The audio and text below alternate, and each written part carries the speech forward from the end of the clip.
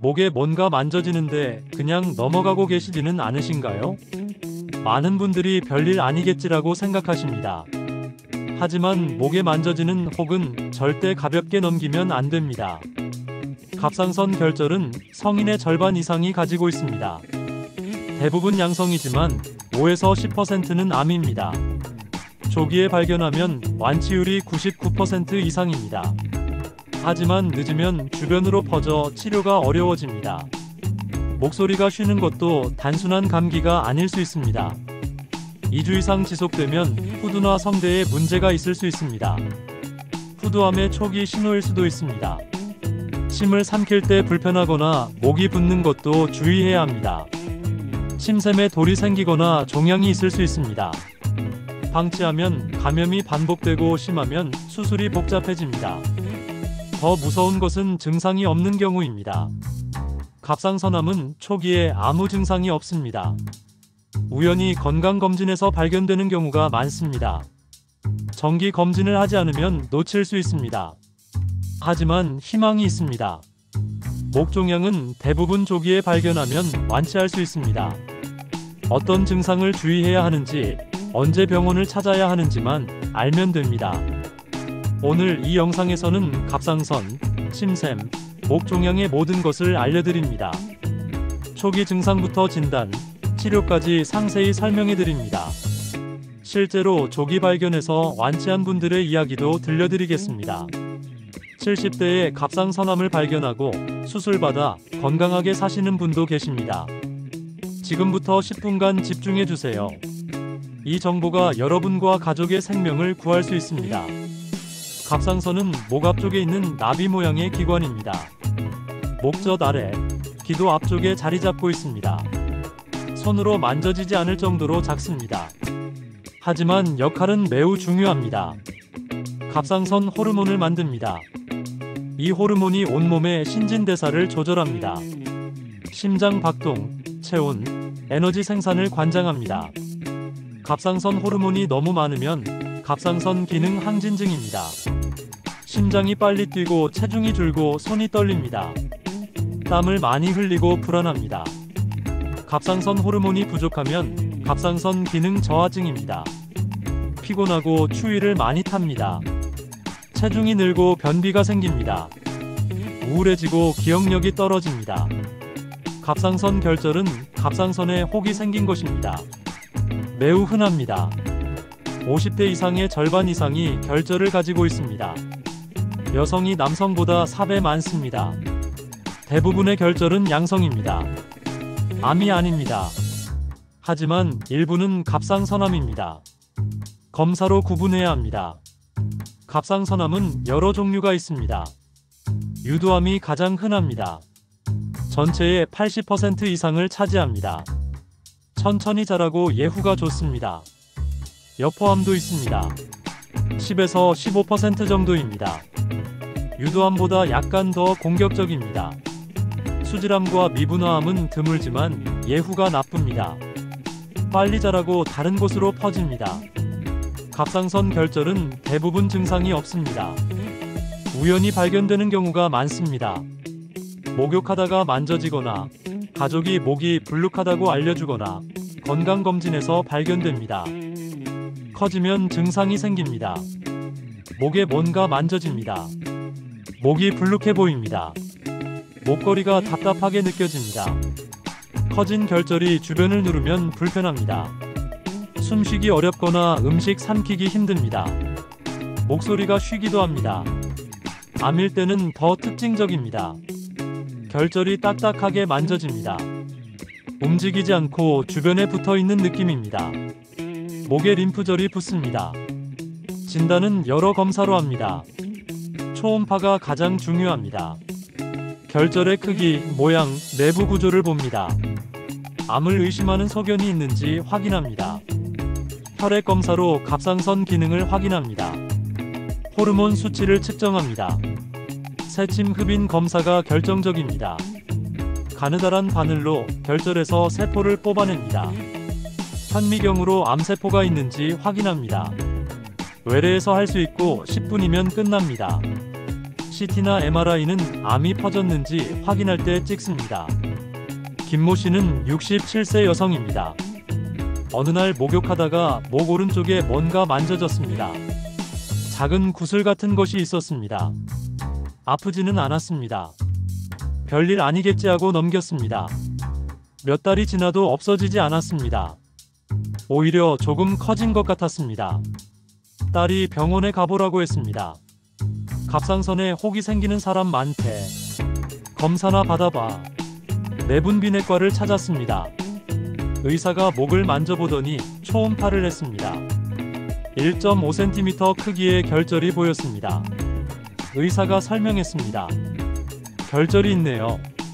새침 검사를 해봐야 합니다. 그 자리에서 새침 검사를 했습니다. 초음파로 보면서 바늘을 넣었습니다. 약간 따끔했지만 참을만 했습니다. 일주일 후 결과를 들으러 갔습니다. 의사가 심각한 표정을 지었습니다. 유두암입니다. 갑상선암이에요. 김 씨는 하늘이 무너지는 것 같았습니다. 암이라니요? 증상도 없었는데. 의사가 위로했습니다. 갑상선암은 초기에 증상이 없어요. 하지만 다행히 일찍 발견했어요. 크기도 작고 퍼진 것도 없어요. 수술하면 완치됩니다. 두경부외과로 의뢰되었습니다. 추가 검사를 받았습니다. CT를 찍었지만 다른 곳으로 퍼진 것은 없었습니다. 수술을 받기로 했습니다. 갑상선 절제술을 했습니다. 암이 있는 오른쪽을 제거했습니다. 왼쪽은 남겼습니다. 수술은 2시간 걸렸습니다. 전신 마취를 했습니다. 목에 5cm 절개를 했습니다. 다음날 깨어났을 때 목에 통증이 있었습니다. 하지만 생각보다 견딜만 했습니다. 3일 입원하고 퇴원했습니다. 병리 검사 결과 암이 완전히 제거되었습니다. 림프절 전이도 없었습니다. 일기 갑상선암이었습니다. 갑상선 호르몬제를 먹기 시작했습니다. 평생 먹어야 하지만 부작용은 없었습니다. 6개월마다 검진을 받습니다. 초음파와 혈액 검사를 합니다. 지금까지 재발은 없습니다. 김 씨는 말합니다. 목에 뭔가 만져지면 바로 병원에 가세요. 저는 운이 좋아서 일찍 발견했어요. 갑상선암은 완치율이 높으니 겁먹지 마세요. 주변에 목에 혹이 만져진다는 분이 계시다면 이 영상을 꼭 공유해주세요. 조기 발견이 생명을 구합니다. 갑상선암은 어떻게 치료할까요? 수술이 기본입니다. 암이 있는 부분을 제거합니다. 부분 절제술은 한쪽만 제거합니다. 암이 작고 한쪽에만 있을 때 합니다. 나머지 갑상선이 기능을 유지합니다. 전 절제술은 갑상선을 모두 제거합니다. 암이 크거나 양쪽에 있거나 공격적인 종류일 때 합니다. 림프절 곽청술도 함께 할 수 있습니다. 주변 림프절에 전이가 있거나 의심되면 제거합니다. 수술 후 방사성 요오드 치료를 할 수 있습니다. 남아있을 수 있는 암세포를 없앱니다. 캡슐을 먹는 것입니다. 갑상선 세포만 요오드를 흡수하므로 선택적으로 암세포를 죽입니다. 갑상선 호르몬제를 평생 먹어야 합니다. 갑상선이 없으니 호르몬을 보충하는 것입니다. 매일 한 알씩 먹으면 됩니다. 부작용은 거의 없습니다. 정기 검진이 필수입니다. 처음에는 3개월마다, 안정되면 6개월마다 봅니다. 초음파와 혈액 검사로 재발 여부를 확인합니다. 예후는 매우 좋습니다. 유두암의 10년 생존율이 95% 이상입니다. 조기에 발견하면 거의 완치됩니다. 침샘은 침을 만드는 기관입니다. 귀 앞쪽에 이하선, 턱 아래에 악하선, 혀 아래에 설하선이 있습니다. 작은 침샘도 입안 곳곳에 있습니다. 침은 소화를 돕고 입을 촉촉하게 하고 세균을 막아줍니다. 침샘에 여러 질환이 생길 수 있습니다. 침샘 결석이 흔합니다. 침샘관에 돌이 생깁니다. 칼슘이 뭉쳐서 만들어집니다. 돌이 관을 막으면 침이 빠져나가지 못합니다. 증상은 특징적입니다. 식사할 때 침샘이 붓고 아픕니다. 침이 많이 나오는데 빠져나가지 못해서 부풀어 오릅니다. 식사 후 몇 시간 지나면 가라앉습니다. 침샘염도 있습니다. 세균이 침샘에 감염됩니다. 침샘이 빨갛게 부어오르고 뜨겁습니다. 고름이 나오기도 합니다. 열이 나고 아픕니다. 침샘 종양도 생깁니다. 양성과 악성이 있습니다. 대부분은 양성입니다. 서서히 자라는 혹이 만져집니다. 아프지 않습니다. 악성 종양은 빨리 자랍니다. 아프고 안면 신경을 침범하면 얼굴이 마비됩니다. 침샘 결석은 어떻게 치료할까요? 작은 돌은 저절로 나옵니다. 물을 많이 마시고 신 음식으로 침 분비를 촉진하면 빠져나갑니다. 큰 돌은 제거해야 합니다. 입안으로 관을 절개해서 돌을 빼냅니다. 국소 마취로 외래에서 할 수 있습니다. 침샘 내시경도 있습니다. 가느다란 내시경을 침샘관에 넣어 돌을 제거합니다. 흉터가 안 남습니다. 침샘염은 항생제로 치료합니다. 농양이 생기면 절개해서 고름을 빼냅니다. 침샘 종양은 수술로 제거합니다. 양성이어도 계속 커지므로 제거하는 것이 좋습니다. 이하선 종양 수술은 조심스럽습니다. 안면 신경이 침샘을 관통하기 때문입니다. 신경을 보존하면서 종양을 제거해야 합니다. 경험 많은 의사가 해야 안전합니다. 악성 종양은 완전히 제거하고 방사선 치료를 추가합니다. 박모 씨는 71세 남성입니다. 몇 달 전부터 식사할 때마다 턱 아래가 불룩해졌습니다. 만지면 딱딱한 것이 느껴졌습니다. 아프기도 했습니다. 처음에는 림프절이 부은 거겠지 하고 넘겼습니다. 하지만 계속 반복되었습니다. 밥 먹을 때마다 부었다가 몇 시간 후 가라앉았습니다. 이비인후과를 찾았습니다. 의사가 설명했습니다. 침샘 결석 같아요. CT를 찍어봅시다. CT에서 악화선관에 1cm 크기의 돌이 보였습니다. 침이 빠져나가는 길을 막고 있었습니다. 의사가 수술을 권했습니다. 돌을 제거해야 해요. 입안으로 간단히 할 수 있어요. 국소 마취를 하고 수술했습니다.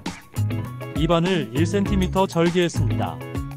침샘관을 찾아 돌을 제거했습니다.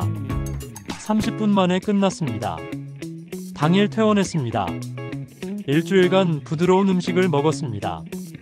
항생제도 먹었습니다. 2주 후 완전히 나았습니다. 식사할 때 부종이 없어졌습니다.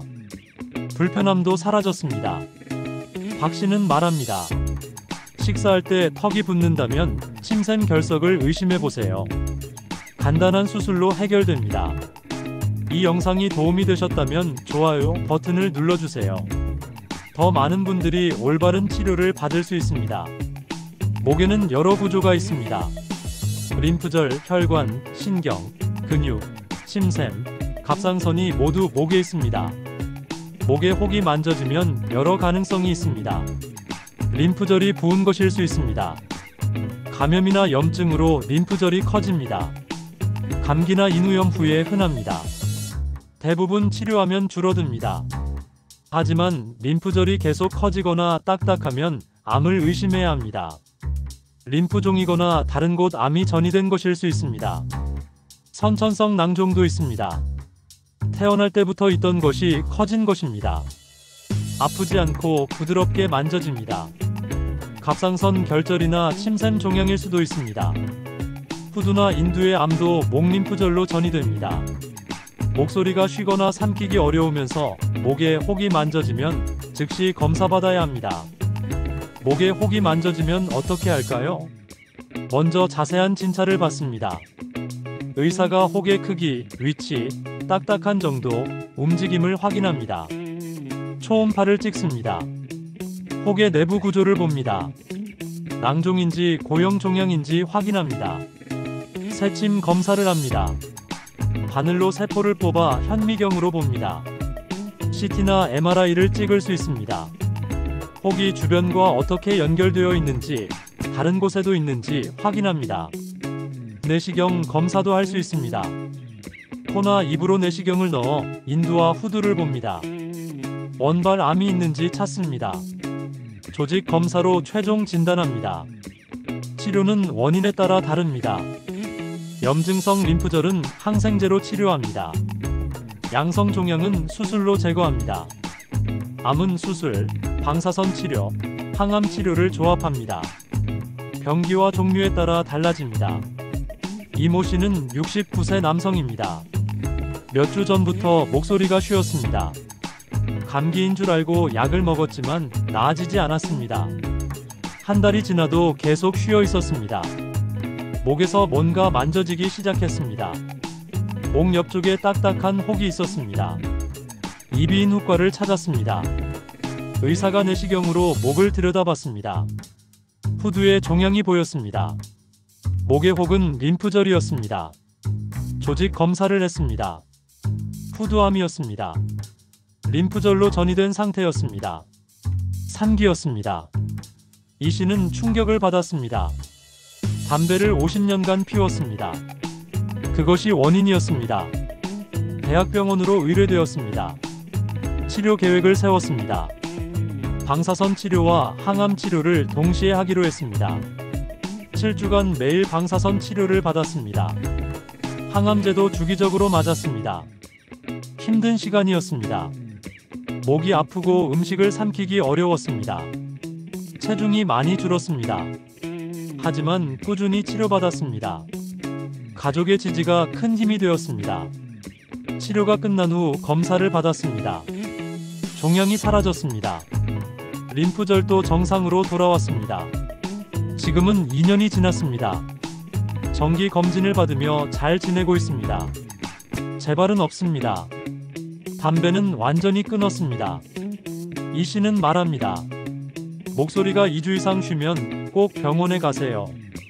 담배는 절대 피우지 마세요. 저는 운이 좋아서 살았어요. 구독 버튼을 눌러주시면 생명을 지키는 건강 정보를 계속 받아보실 수 있습니다. 목 질환을 예방하는 방법이 있습니다. 금연이 가장 중요합니다.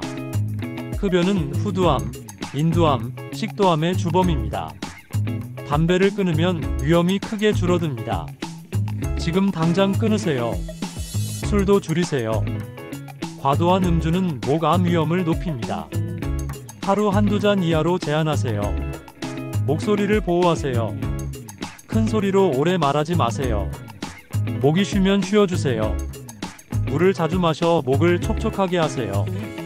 역류성 식도염을 치료하세요. 위산이 식도와 후두를 자극합니다. 만성염증이 암으로 발전할 수 있습니다. 구강위생을 철저히 하세요. 입안 세균이 목으로 퍼질 수 있습니다. 양치질을 잘하고 정기적으로 치과 검진을 받으세요. HPV 백신을 고려하세요. 인유두종 바이러스는 목암의 원인 중 하나입니다. 백신으로 예방할 수 있습니다. 건강한 식단을 유지하세요. 채소와 과일을 많이 드세요. 항산화 성분이 암을 예방합니다. 규칙적으로 운동하세요. 면역력을 높여 암을 예방합니다. 스트레스를 관리하세요.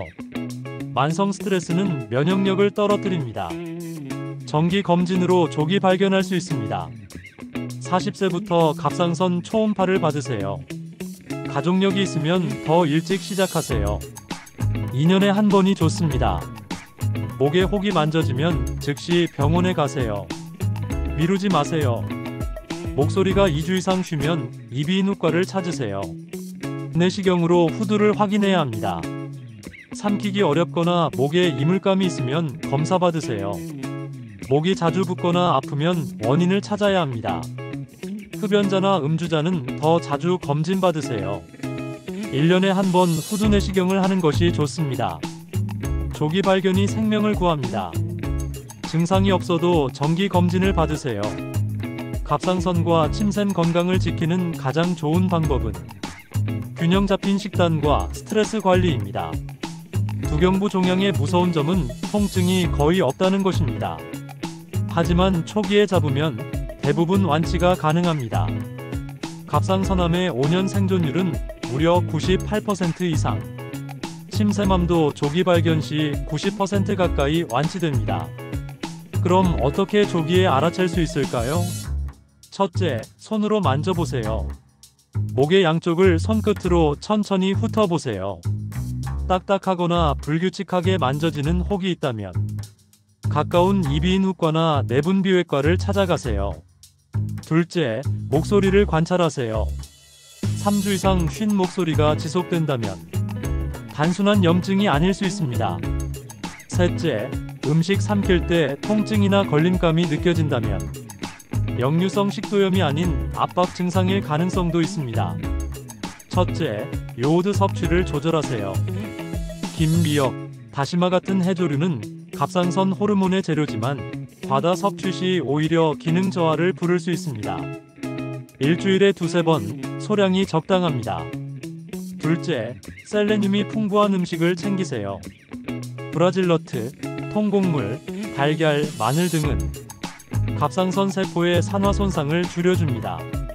셋째, 충분한 수분과 규칙적인 수면. 밤늦게 자는 습관은 호르몬 불균형의 가장 큰 원인입니다. 잠이 보약이라는 말 결코 과장이 아닙니다. 그리고 잊지 마세요.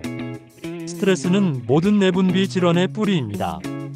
하루 10분이라도 눈을 감고 깊게 숨 쉬는 시간, 그것이 목 건강을 지키는 첫걸음입니다. 혹이 생겼다고 해서 두려워할 필요는 없습니다. 대부분의 결절과 종양은 조기 진단과 관리로 충분히 극복할 수 있습니다. 중요한 건 무시하지 않는 용기입니다. 괜찮겠지라는 말 한마디가 당신의 인생을 바꿀 수 있습니다. 이 방송을 듣는 지금 이 순간 혹시 목을 만져봤을 때 조금이라도 이상하다고 느껴지신다면 그건 하나님이 보내신 경고의 신호일지도 모릅니다. 그 신호를 무시하지 마세요.